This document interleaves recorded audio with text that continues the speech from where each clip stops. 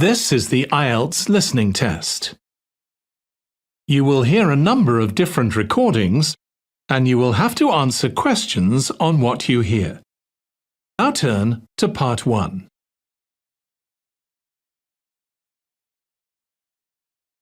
Part 1. Gavin, a newly arrived student, wants to insure the contents of his apartment. He calls an insurance agent to ask for information. First, you have some time to look at questions 1 to 6.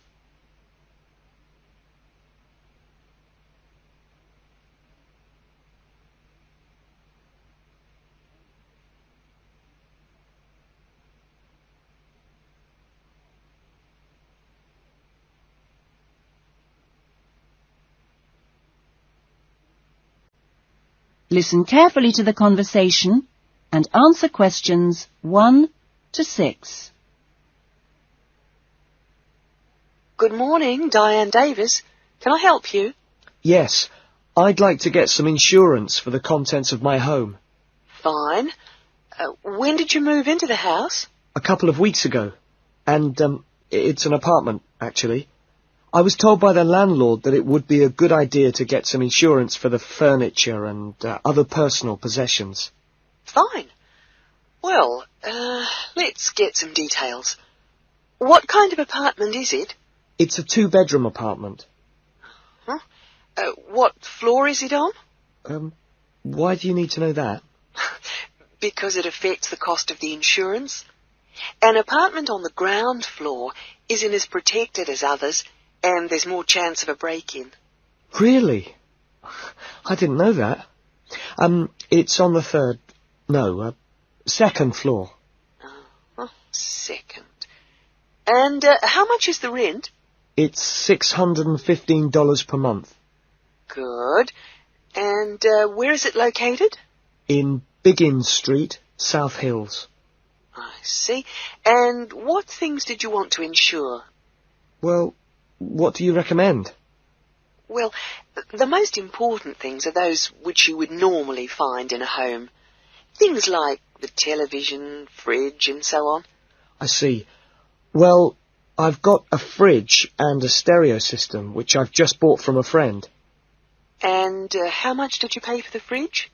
$450. 50 or 15? 50. And the stereo system cost $1,150. Have you got a television? Yes, but it's very old and not worth much. Okay. Well, is there anything else you want to insure? Yes. I've got a couple of watches and my CDs and books. How much do you think they're worth? The watches are worth $1,000. For both of them? No, each one. And altogether, the CDs and books cost me about $400. Okay. So the value of everything you want to insure is $4,000. How much will the insurance cost? Let me see. $4,000 divided by plus 10%. Right. So this kind of insurance, that's private contents insurance, it comes to $184 for a 12-month period. $184? Well, that sounds pretty good. Okay, I'll take that policy.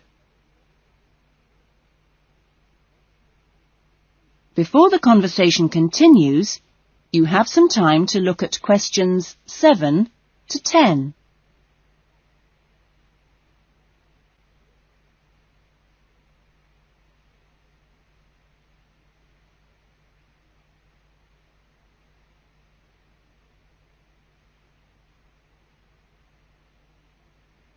Now listen carefully and answer questions 7 to 10. Can I arrange the policy over the phone? Sure. Just let me get the details down. So, that's Mr. Gavin Murray. That's M-U-R-R-A-Y. And the address is? It's 16C, Biggins Street, South Hills. Okay. 16C, Biggins Street, South Hills? That's right. It's 2 words. South Hills. And your date of birth is? 12th of November, 1980. And your contact number?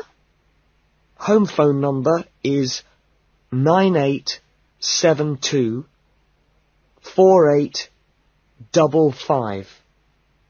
Right. And, you're Australian? No, I was born in London, although my mother is from Tasmania. Oh, really? Whereabouts? Hobart. I see. Interesting place. Now, are you working at the moment? No, I'm a full-time student at Sydney University. Right. Good.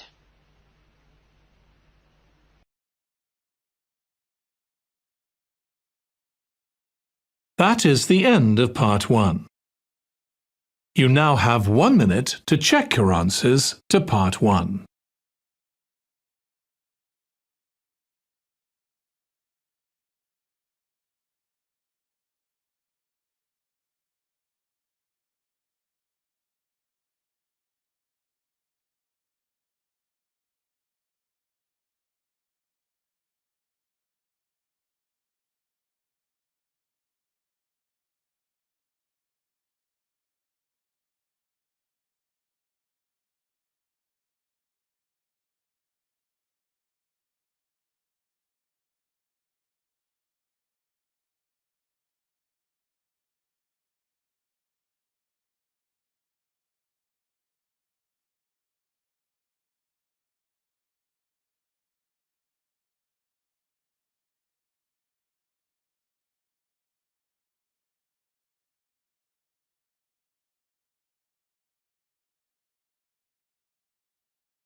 Part 2.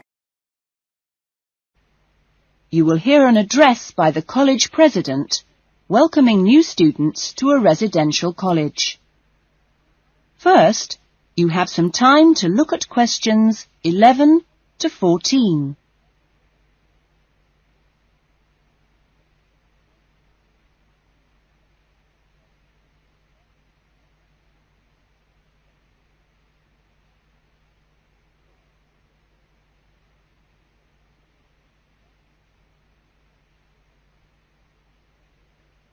Now listen carefully to the first part of the talk and answer questions 11 to 14. Well, good morning everyone. It's good to see you all here. Welcome to Smith House. Smith House, as you may or may not know, is one of the oldest residential colleges of the university. As you can see, the building you're in now, which contains this main lounge, the dining room, the recreation room, the kitchen and the offices, was part of the original old house built in the 1840s to be used by the family of George Smith. That's, of course, how the house and college got their names. The original house was converted into a residential college for the university in 1940 and since then has continued to be added on to and modernised. You'll notice when you receive your room allocation in a few minutes that your room number either begins with the letter N, S or W, like this one here. The first letter refers to the 3 wings of the college, which come away from this main building. Of course, the letters represent the 3 directions, in this case, north, south and west. Each wing has 2 floors, and so the next number you see is either 1 or in this case 2, and this indicates which floor your room is on. The number after that is your individual room number. So it's quite simple to find any room by going to the right wing, then floor, and then room number. Before you hear the rest of the talk, you have some time to look at questions 15 to 20.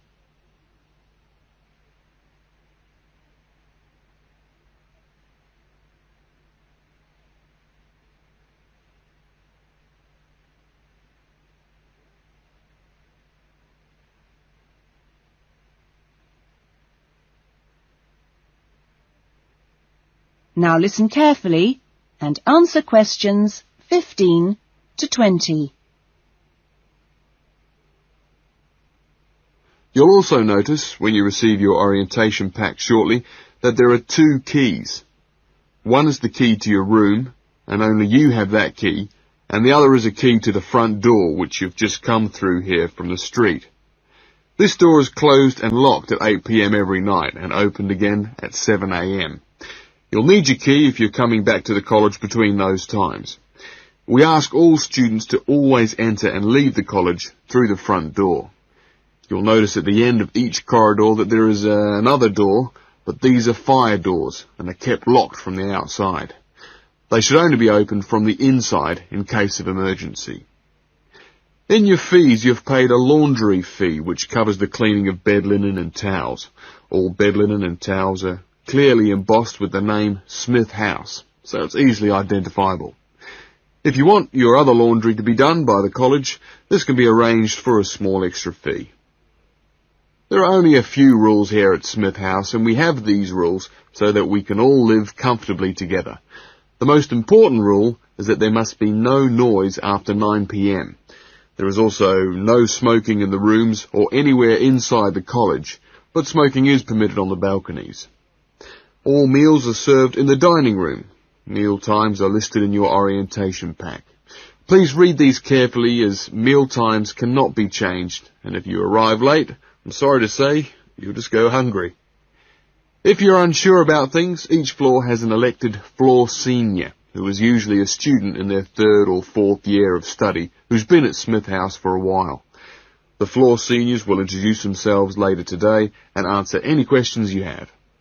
But for now, I'm going to hand you over to Marnie, who is going to give you the orientation packs and keys. Thanks, Marnie.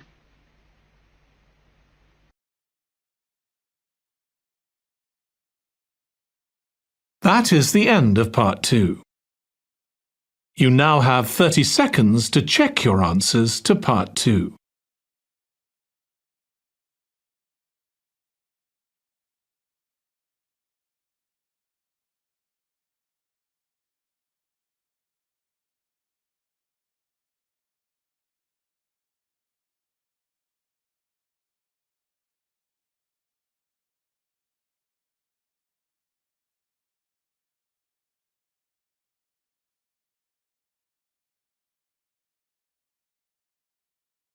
Part 3. You will hear a conversation between 2 students, Lynn and Robin, who are discussing an assignment. First, you have some time to look at questions 21 to 30.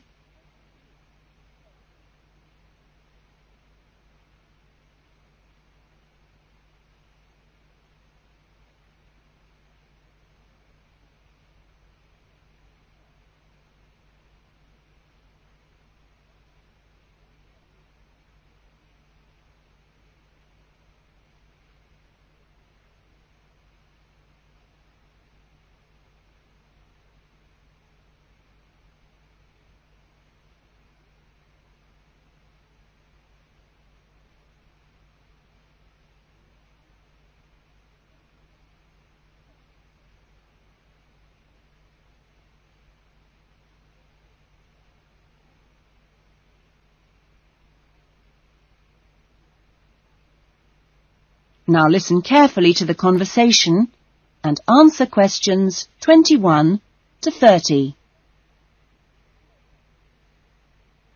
That essay we have to write, the one on how children learn through the media, how are you planning to write it?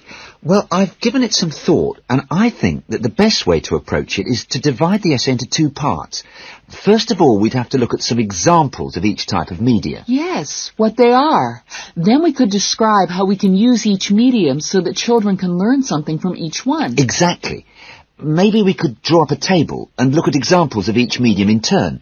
Let's see. The different forms of media would be the print media. Here you'd have things like books and newspapers, that sort of thing. And included in these are the pictorial forms of print media, like maps. Yes, maps are really just formal pictures, aren't they?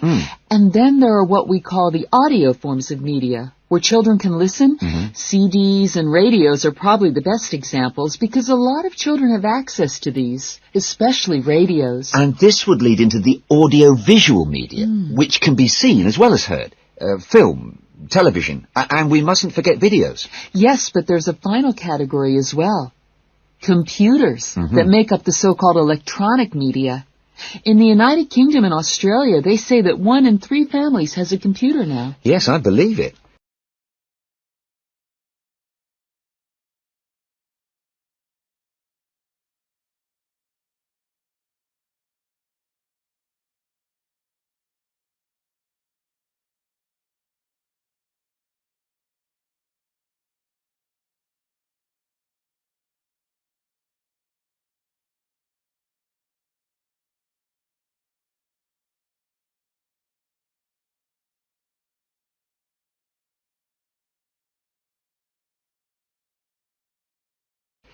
Well, that's a good list to start with. We're really getting somewhere with this essay now. So let's move on to when each type of medium could be used. I guess we could start by trying to identify the best situation for each type of media. What do you mean? I'm talking about whether each medium should be used with different size groups. For example, we could look at pictures and ask whether they're more useful for an individual child, a few children together, or a full class. In this case, I'd say pictures are best with individual children because they give them an opportunity to let their imaginations run wild. Yes, I see. Let's take tapes next. Although tapes look ideal for individual children, I feel they're best suited to small group work. This way, children don't feel isolated because they can get help from their friends. Computers are the same. I think they're better with small numbers of children, and they're hardly ever useful with a whole class. Videos, however, are ideal for use with everyone present in the class, especially when children have individual activity sheets to help them focus their minds on what's in the video. And what about books? What would you recommend for them? Books are ideal for children to use by themselves. I know they're used with groups in schools, but I wouldn't recommend it. Other pictorial media like maps, though, are different. I'd always plan group work around those. Give the children a chance to interact and to share ideas. I agree. Teachers often just leave maps on the wall for children to look at when they have some free time. But kids really enjoy using them for problem solving. Yes. Different people have different ideas, I suppose. Yeah, and different teachers recommend different tools for different age groups.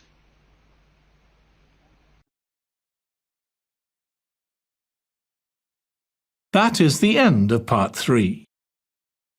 You now have 30 seconds to check your answers to part 3.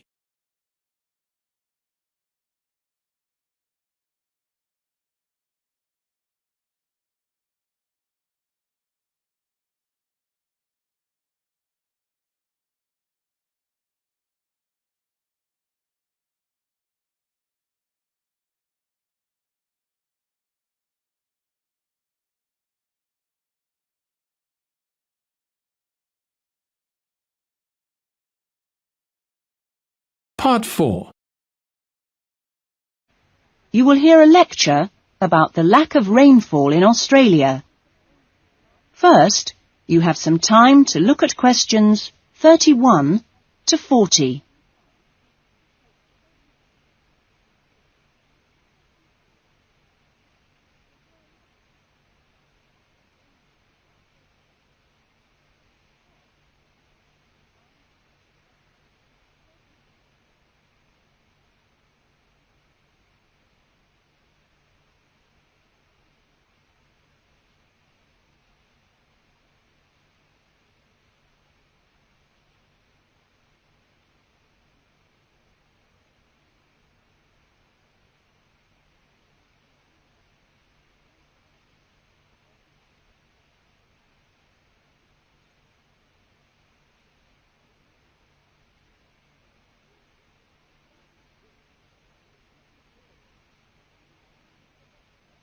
Now listen to the lecture and answer questions 31 to 40. Good morning. This morning we are continuing our look at Australia and its natural problems. Actually, dryness, or aridity, as it is generally called by geographers, is probably the most challenging of Australia's natural problems. And so it's very important in this course for you to have a good understanding of the subject. For Australia, water is a precious resource, and its wise management is of the greatest importance. As I've said, Australia is a dry continent, second only to Antarctica in its lack of rainfall. Long hours of hot sunshine and searing winds give Australia an extremely high rate of evaporation, far more than in most other countries. It's estimated that approximately 87% of Australia's rainfall is lost through evaporation, compared with just over 60% in Europe and Africa, and 48% in North America. You generally think of Africa as being a very hot and dry place, but it's not, in comparison with Australia. In many parts of Australia, standing water, that is, dams, puddles and so forth, dry up rapidly, and some rainfall barely penetrates the soil. The reason for this is that the moisture is absorbed by thirsty plants. Some parts of Australia are dry because rainwater seeps quickly through sandy soils and into the rock below. In parts of Australia, this water, which seeps through the sandy soil, collects underground to form underground lakes.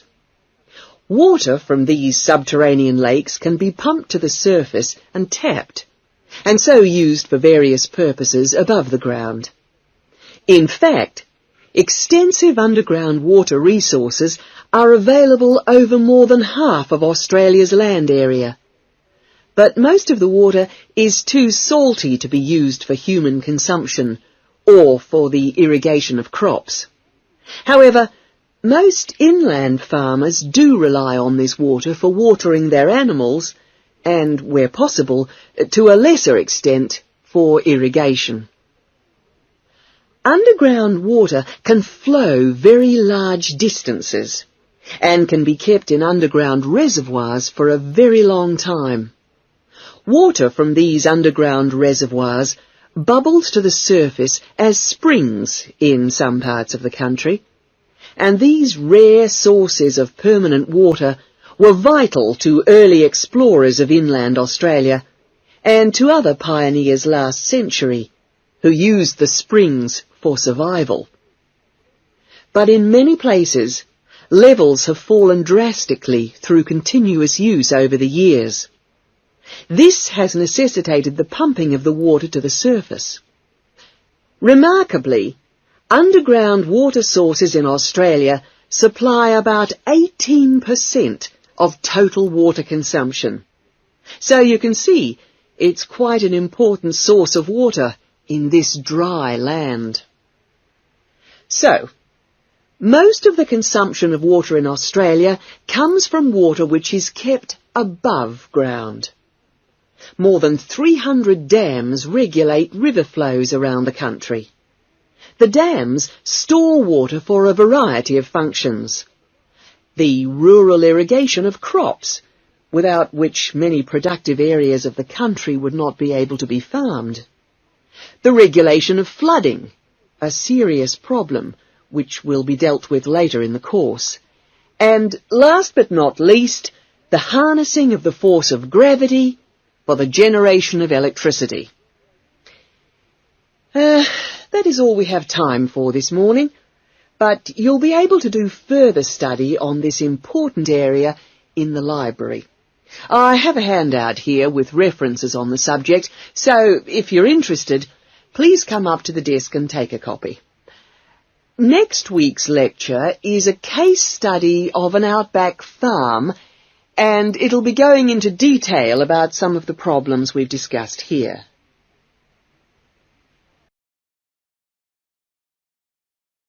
That is the end of Part 4. You now have 1 minute to check your answers to Part 4. That is the end of the listening test. In the IELTS test, you would now have 10 minutes to transfer your answers to the answer sheet.